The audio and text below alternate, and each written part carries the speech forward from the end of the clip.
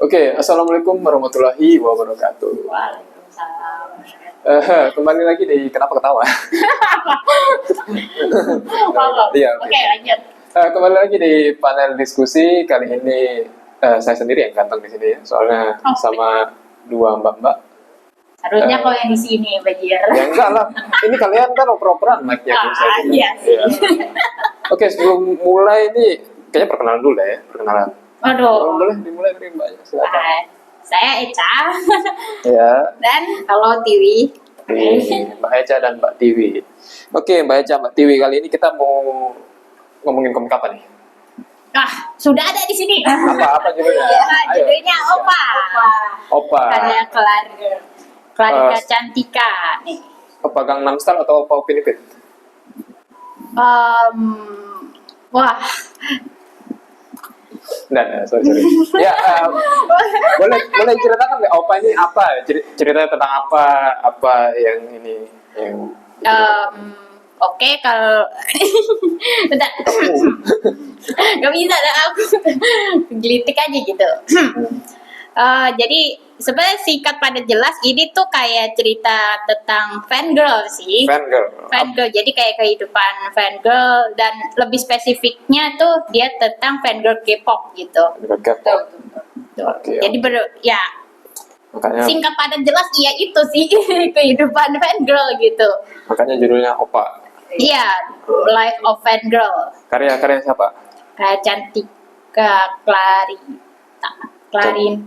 Cantika Clarita. Clarita. Oke. Dan kebetulan dia itu dia sekarang sudah jadi seorang dosen ya di IKJ. Dia lulusan dari sana, terus akhirnya dia sekarang jadi pengajarnya di sana tuh. Oke. Berarti ini kalian berdua nih termasuk fangirl atau gimana? Bukan sih, saya bukan. Jadi, Bukan. ya bukan. POV mungkin POV dari Noman Girl ya. Jadi masyarakat ya? Iya, bisa dibilang kayak orang awam bagaimana gitu tanggapannya tentang komik ini gitu. Betul. Oke. Nah, kalau ke saya iya. Oh, berarti Ecanya Veteran lah istilahnya. Oke. Waduh, Kita dapat dua insight sih. Baik. maksud gitu. Nanti orang-orang komen. Waduh. Oke, daripada berlama-lama ya, kita langsung saja ke bagian diskusinya. Oke. Untuk pertanyaan pertama nih. Setelah kalian membaca komik ini, Opa, menurut kalian nih, apa pesan yang ingin disampaikan oleh si komikus kepada pembacanya? Bisa dimulai dari Mbak Eca dulu. Jadi aku, waduh. Selaku fangirl soalnya. Oke. Oke. Jadi pesan ya. Mungkin kayak lebih ke kayak ini tuh kayak menunjukkan sudut pandang fangirl yang apa ya, fangirl itu tuh gak cuman kayak sekedar apa ya istilahnya, kayak cuman kayak sekedar suka sama idolanya gitu. Jadi nggak cuman sekedar jadi seorang fangirl yang apa gitu, nggak cuman kayak gitu. Jadi dia itu apa ya, jadi hal yang dia suka tuh bisa dia manfaatkan dengan baik gitu, apalagi dengan komunitasnya. Kan di sini kan juga ada dia ketemu teman-teman yang juga suportif sama apa yang dia suka gitu. Jadi dia istilahnya kayak memanfaatkan komoditas dengan baik gitu, tapi nggak terlalu kasar gak sih bahasanya itu? Nggak apa-apa. Nggak kok, aman. Ya, jadi ya istilahnya kayak ya saling mutualisme atau gimana? ya kayak simbiosis mutualisme gitu loh antar sesama komunitas gitu. Jadi kan di sana juga ada dia kayak membuat semacam usaha istilahnya, semacam usaha Nggak apa-apa. Antar K-popers gitu. Iya, antar K-popers, dan juga jadinya bisa komunikasi antar K-popers juga gitu. Terus juga sebenarnya juga ada beberapa tips gitu di sini gimana menjadi K-popers yang baik, dan juga memang ada beberapa contohnya gitu yang memang ada terjadi di aslinya gitu, ada gitu yang kayak gini gitu, ada, dan ada beberapa yang wah relate banget gitu, jadi kayak gitu sih. Nah, jadi tadi ada tips untuk jadi K-popers, sampai berarti ada K-popers yang jahat gitu. Ya dibilang jahat mungkin, tapi biasanya yang kayak gini-gini tuh cuman kayak keyboard war aja gitu loh, yang mereka yang kayak wow gini gitu kan, ada kan yang kayak gitu yang Ikut online aslinya gitu. Iya. Oke. Dan memang ada contohnya gitu di sini, dan jadinya iya bener dah, ada yang kayak gini gitu loh. Bisa dipahami. Iya. Nah kalau dari Gimana? Pesan ya tadi ya. nah pesan sih sebenarnya. Kesan awal membaca ini komiknya, menurut Kak Tiwi itu pesan utama yang ingin disampaikan oleh komik ini apa? Oke. Jadi kalau menurut pribadi yang non K-popers ya, jadi kayak pas kita baca komiknya itu memang nggak yang terlalu dalam banget gitu K-popnya, sangat K-pop gitu, enggak, ternyata kayak secara umum aja gitu. Si pengarang tuh mengajak kita untuk gimana sih dunia K-pop ini secara umum, nggak terlalu ya seperti itulah. Tidak terlalu dalam. Ya betul. Terus mungkin yang paling saya tangkap di komik Opa ini tuh betul tadi kata Mbak Ica tuh. Jadi K-pop ini tuh bukan sekedar kayak Mengagumi aja. iya mengagumi aja, nggak sekedar fanatik gitu ya. Tapi di sana tuh ternyata saya menangkap sesuatu kayak kalau kita punya hobi atau apapun tuh ternyata tergantung kitanya gitu, bagaimana kita memanfaatkan hobi itu. Kayak ya di komik ini gitu membuat online shop ya kalau nggak salah, sama sahabat-sahabat K-popersnya gitu, jadi akhirnya kayak menguntungkan juga gitu. Itu sih. Oke. Kurang lebih sama ya pendapatnya dari Mbak Eca dan Mbak Tiwi. Oke, terima kasih Mbak Eca dan Mbak Tiwi. Kita lanjut ke pertanyaan selanjutnya. Nah, menurut untuk Mbak Eca dan Mbak Tiwi, menurut kalian nih gimana, kan nama karakter utamanya Jenny ya kalau nggak salah. Jenny ya. Nah, menurut kalian nih bagaimana perjalanan Jenny? Bagian mana dari perjalanan Jenny yang paling realistis dan paling sering dialami oleh seorang fangirl di dunia nyata? Mungkin ini untuk Mbak Eca aja sih, karena ini pertanyaan untuk fangirl. Sorry. Bagaimana tadi coba? Bagian mana dari perjalanan Jenny yang paling realistis dan yang paling sering dialami oleh seorang fangirl di dunia nyata? Ada kok itu, kalau nggak salah tuh pas dia sudah ngerasa uangnya tuh menipis gitu kan, dia habis konser kan, ada kan itu di situ. Jadi itu apalagi kalau semisalnya ada masa-masa dimana idol itu baru mengeluarkan lagu baru gitu kan, ada kan biasanya tuh merchandise-nya tuh banyak gitu kan. Dan juga ada dijelaskan di sini gitu, apalagi kalau misalnya zaman-zamannya konser atau keluarin lagu baru itu pasti merchandise-nya banyak, dan itu memang relate gitu. Jadi beli itu tuh jadi mengeluarkan banyak duit gitu, dan ya akhirnya berakhir kayak gitu. Tapi uniknya Jenny itu bisa mengatasinya dengan ya itu yang tadi di barusan, membangun online shop dan kawan-kawan. Itu juga jadi tidak cuma buang-buang duit deh jadinya, jadi dan itu menarik karena dia juga produktif kan istilahnya juga. Nah itu sih juga, cuman mungkin ya istilahnya realitanya juga memang ada masa-masa bokehnya gitu kan. Ya apalagi kalau misalnya lagi banyak pas lagi banyak ngeluarin lagu gitu. Dan juga kan idol kan gak cuman satu aja gitu, satu grup aja gitu, ada banyak, dan mungkin kalau misalnya dia multi fandom ya, dia jadi banyak keluar banyak gitu. Maksudnya dia gak cuma menyukai satu grup nih. Nah itu waduh. Itu gawat sih.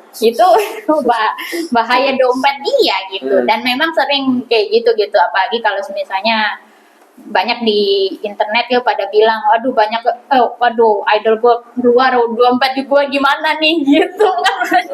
Gue terbakar gitu.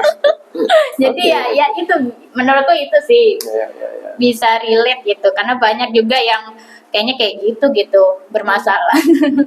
Mungkin ada yang bermasalah sama pengeluaran dia karena banyak jadinya pengeluarannya karena ada itu gitu Ya, sih. ya. Pandangan yang cukup relatable ya dari baca yang satu sama. Ya indis ekonomi jadinya kita jadi mikirin lagi gitu loh pengeluaran.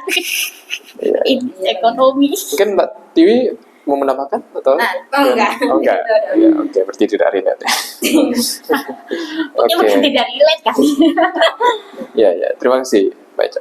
Oke, pertanyaan selanjutnya ini mungkin bisa dijawab sama Mbak Tiwi atau Mbak Eca.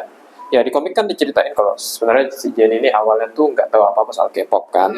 Terus akhirnya sering berjalannya waktu dia jadi fangirl. Nah, menurut Mbak Eca dan Mbak Tiwi nih, apa yang biasanya membuat orang tuh bisa tertarik ke dunia fangirling atau dunia K-pop ini sendiri? Aduh, nih Boleh. mau tahu Silakan. dulu kan karena Ya, Mbak Tiwi, silakan.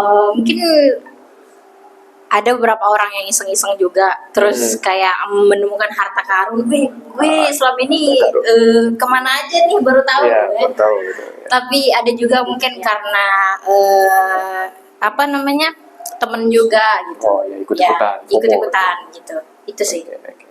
Itu aja. baca Sangat panjang. wajib. Ya kalau dari apa tadi pertamanya? Ini awal menjadi fangirl tuh maksudnya biasanya orang tuh ya apa yang bikin orang tertarik sama dunia K-pop atau dunia fangirl gitu.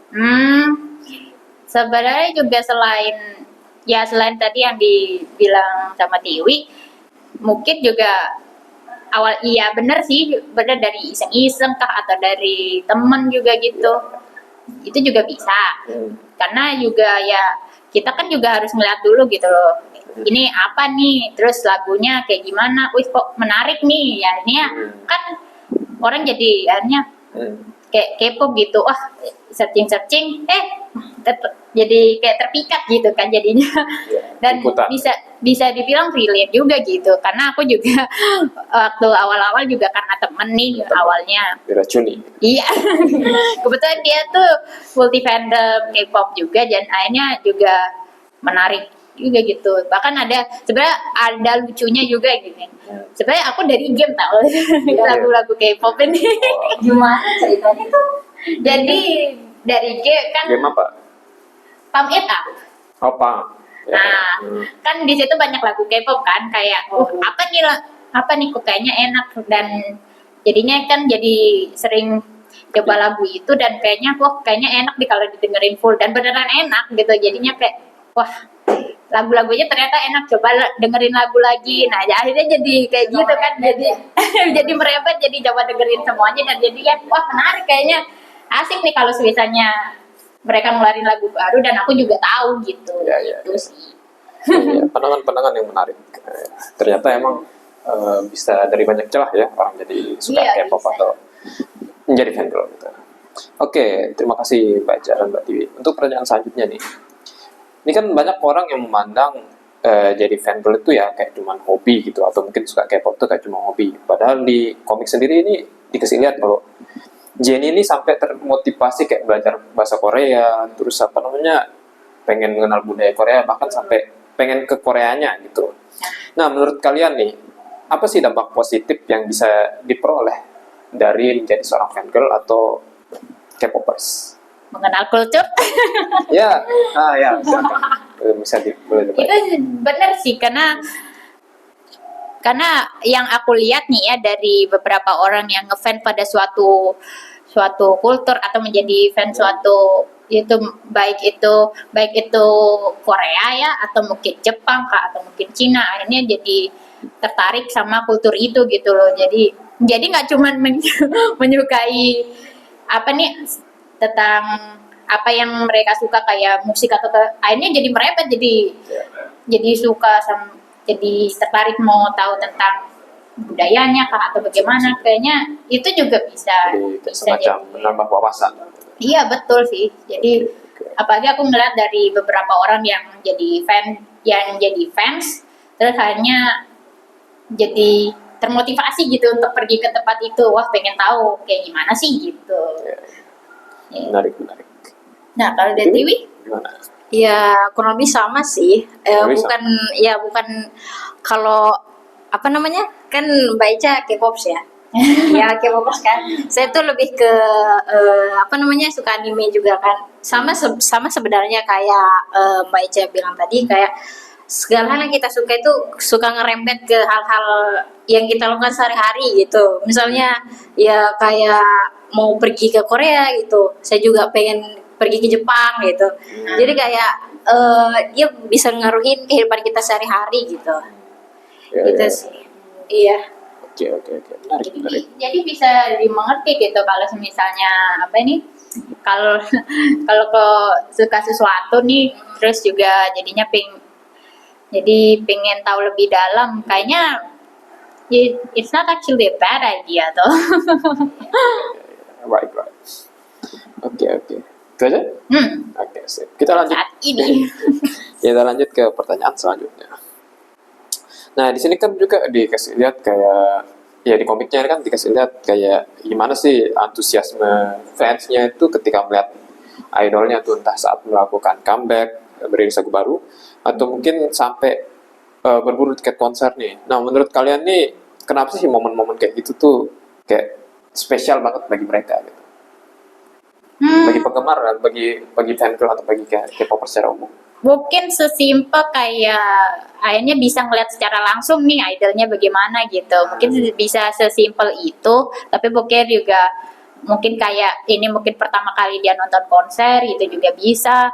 Mungkin ya, mungkin, tapi aku kurang mungkin nggak tahu kalau pendapat yang lain juga. Tapi mungkin sesimpel ngelihat langsung, terus juga mungkin bisa ketemu sama komunitasnya juga gitu, yang mungkin selama ini cuma di online, kayak Jenny aja gitu, waktu kemarin tuh waktu dia mau nonton konser akhirnya dia bisa ketemu sama temennya secara langsung juga, dan itu juga mungkin mungkin itu juga bisa jadi kan bisa nambah teman juga gitu loh, maksudnya nggak cuma di online, dan akhirnya mereka bisa ketemuan selain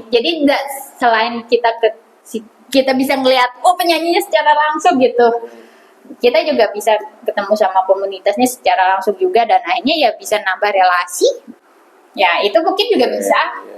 Itu sih Oke. mungkin itu juga di satu sisi gitu. Oh iya. Sama sih sebenarnya kayak gitu. Sungguh jawaban yang panjang. Mungkin ya kalau dari mungkin secara itu komunitas sih juga yang membuatnya terdorong, jadi kayak wah jadi pengen ketemu sama, selain jadi idol ya, selain ketemu idol gitu.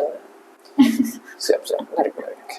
Oke, jika mungkin kalau tidak ada tambahan lagi, kita lanjut ke pertanyaan selanjutnya.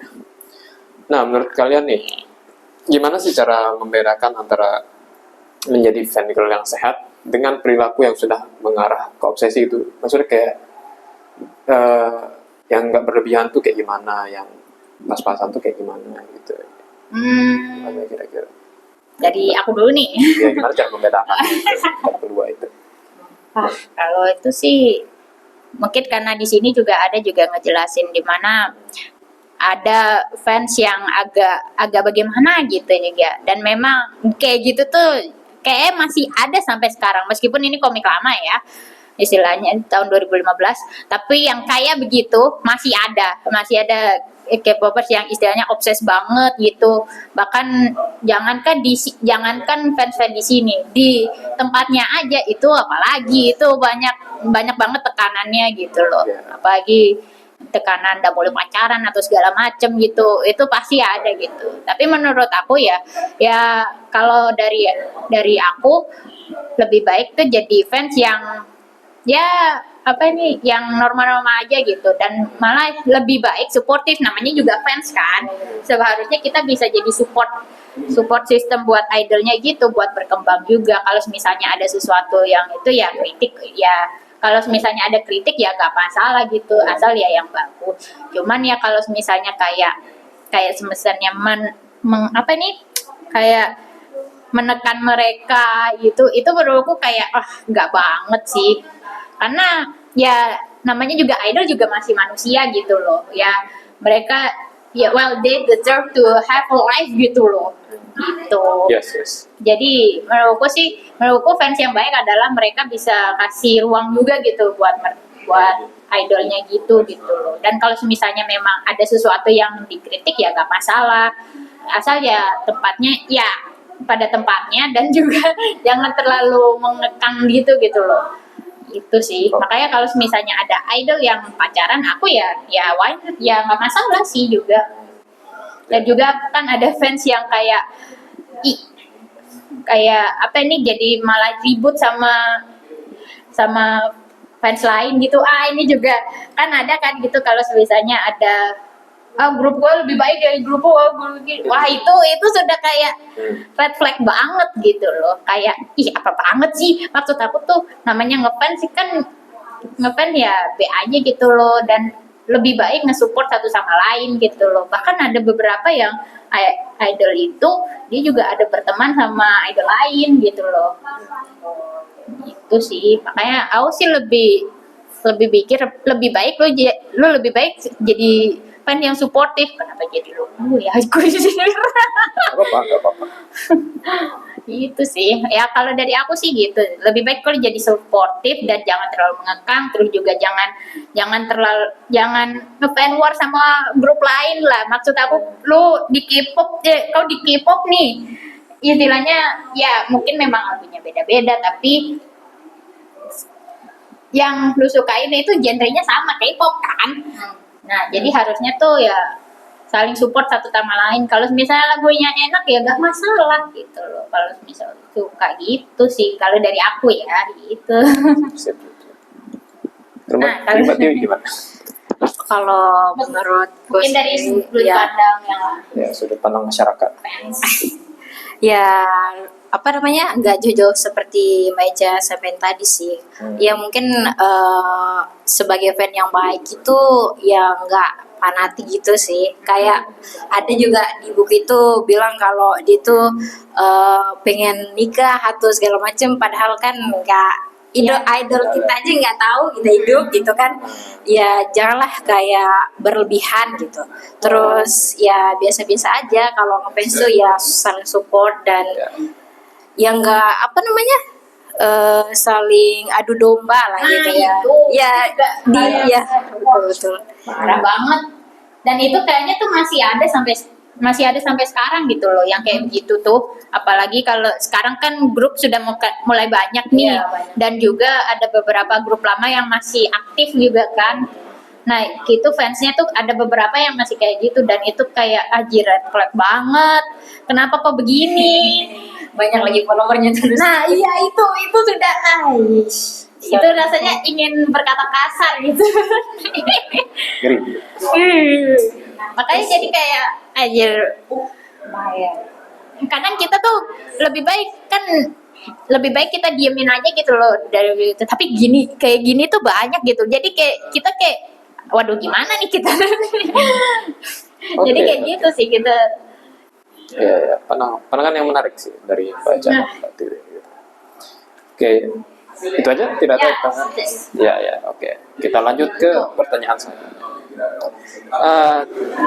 Kan sampai sekarang nih masih ada anggapan kalau K-popers tuh kayak berlebihan nih, fanatik gitu, kayak alay gitu kan, macamnya narasi-narasi itu ya. Apalagi kalau cowok ya ini apalagi fanboy, wah itu sudah kocak pandangannya. Nah, setelah kalian membaca komik ini, kira-kira menurut kalian nih sudut pandang masyarakat itu bisa jadi lebih paham nggak soal K-pop kalau misal mereka membaca komik ini gitu? Jadi maksudnya kayak sudut pandang soal K-popers itu apakah mereka bisa lebih mengerti, jadi bisa terbuka pandangan baru bagi mereka gitu? Nah, mungkin dari yang jadi kalau saya pribadi ya apa namanya, saya kan nggak terlalu ikut K-pop gitu ya. Terus setelah baca itu kayak ngerasa kayak ternyata K-pop tuh memang ya nggak seburuk yang dianggap masyarakat gitu kan, ya nggak sepanatik itu. Ternyata ada memang ada dua kubu, ada yang fanatik juga sih, tapi ada yang memang enggak gitu. Jadi ya ada sisi negatif dan positifnya gitu. Terus dan di buku ini tuh kalau kita baca banyak sih informasi-informasi mengenai K-pop dan istilah-istilah yang baru gitu ya bagi saya sendiri. Terus ada juga apa namanya tips and trick dan segala macamnya di sini, kayak passionnya lah, dan kayak bagaimana cara untuk datang konser dengan baik gitu. Terus sesimpel juga untuk memanfaatkan hobi ini dengan baik gitu, seperti menghasilkan uang dari itu gitu. Jadi kayak gitu sih. Ya. Jadi sangat bermanfaat sih. Sip. Terima kasih Mbak Tia. Silakan. Oke. Ya sebenarnya benar kata TV. Kalau aku sih memang mungkin untuk buat memahaminya dari sudut orang awam, kayaknya ini bisa dibilang cukup oke gitu loh untuk memperkenalkan setidaknya lingkup K-pop itu nggak cuma dari yang stereotip orang-orang di internet gitu, orang-orang yang ngelihat kayak apaan sih K-pop ini gitu. Jadi kayak menurutku bisa menunjukkan sudut pandang kita gitu loh. Kalau K-pop itu tuh nggak cuman ya kayak tadi aku bilang, kayak nggak sekedar kita mengagumin visualnya ganteng banget ya. Wah, aku badannya kotak-kotak aja.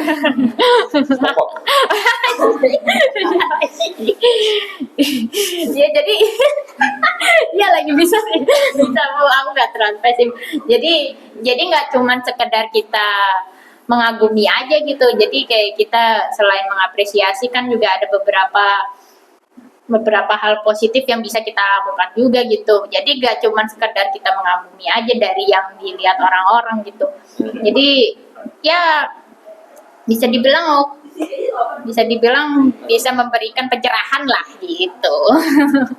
Betul. Nah nih. Itu aja. Nyap. Oke, sip.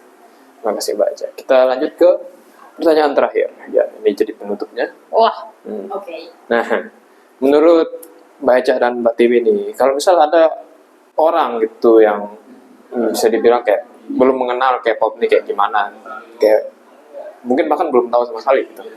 Kira-kira komik ini layak nggak jadi komik yang pertama mereka baca, entah itu untuk mengetahui K-pop itu gimana, atau mungkin yang paling untuk jadi hiburan semata gitu. Gimana? Kira-kira kalian kalau iya kenapa, dan kalau enggak kenapa? Bisa dibilang iya dua-duanya sih. Iya dan tidak penting. Bukan maksudnya yang pertama bisa jadi hiburan, bisa jadi ya kayak Untuk mengenal. Kayak untuk mengenalnya gitu mulutku.